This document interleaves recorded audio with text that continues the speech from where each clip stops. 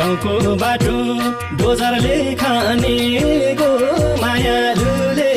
भेट्न भनेको डाँडा काँडाको गाउँको बाटो छ डाँडा